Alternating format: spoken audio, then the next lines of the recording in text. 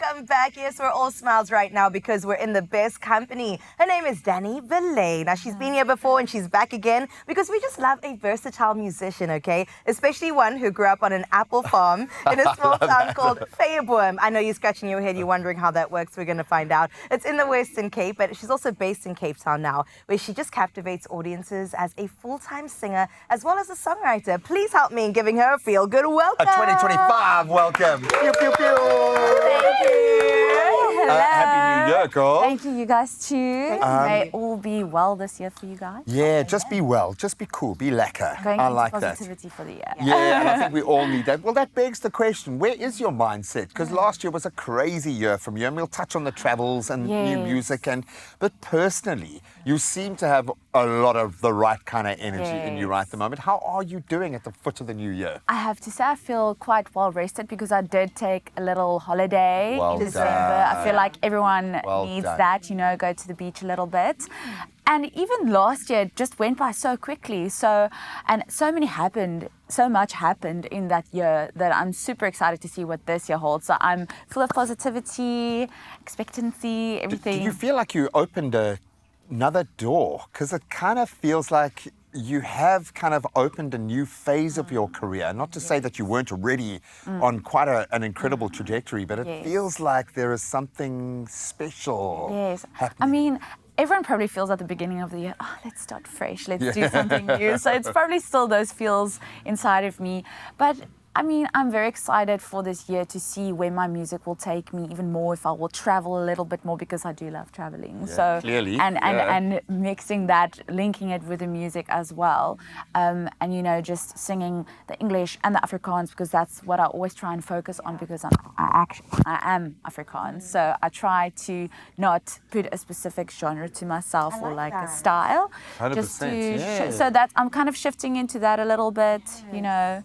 Well, there are genres within Afrikaans music. You know, I think people need to wrap their head around that. Yes, because we just say, Afrikaans music, but there's so much more to it than that. So much more. I'm loving it. I love also the fact that you were genre bender and avoider, because you really can't be put in a box, right? Exactly. We're here for it. I also want to know your journey to music, to where you are now, growing up in Fairboom. I mean, a small town to now the big old world. I mean, what's that journey like? I mean, I come from a very small town, and you guys know how people from small towns are. Everyone knows everyone's business. Yeah. But I grew up in a very musical family. So my parents, they've always, I think I was like 6 years old or something, they realized, oh, our daughter, when she hums or sings, she kind of sings, you know, on tune. And that's when they started asking me, do I want to do singing lessons and start with guitar and everything. And I think they were really supportive from the start, even though when I was so small, you know, I didn't even know yet I wanted to become a singer. I wanted to become a dentist. Weird. But anyway. Hey, it's a conventional, you know, very worthy exploit. Yes. And I think I just met the right people over the right time to just kind of boost myself even more into the industry, you know, and it's a lot of it was a combination of experience, people that I've met, the support of my parents and my friends. And it's paid off for sure. I'm sure they're just smiling at you. They are. Can you still eat an apple, or are you over apples? Oh no, I only, to be honest, I do not like to buy the apples from the shops. It's harvest time now, more or less, from December till May. So, and then we have an abundance of apples. You must pluck your apple. So I mean, mean, must pluck it. I'm so used to that, you know. Let's touch on Ruled by You. As it's got to be a marker in your career. Incredible success. I think it's introduced you certainly to the local crowd, to an international market now. It must get real so quickly, and I always speak to this notion of you having to release it to the world, and then it's no longer yours. It represents you. It is so much of you, but it means something else to everybody that listens to it. How are you feeling about the trajectory of that song? So Ruled by You was the first English song that I released, because in 2023 I traveled for 3 months to Berlin in Germany, and while I was there, I mean, I sang Afrikaans a little bit because everyone was like, oh, it sounds so interesting.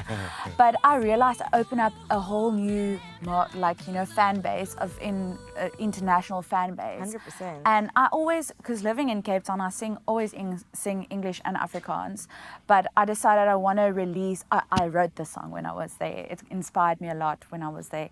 and I realized that I want to release this song for my international fans, because it's nice hearing a song in a different language, but you also want to understand what they are singing about.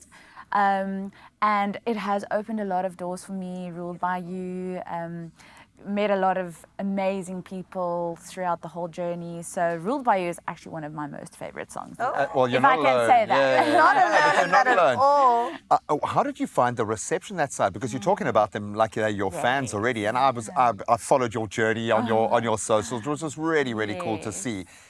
It's opened a door in Yes, itself. definitely. Are you going to spend more time abroad now? Surely there is that expectation. Surely you want to do that. Definitely. I mean, Europe is very big, you know, for the they call it the busking, street music. right. It's a whole different market there.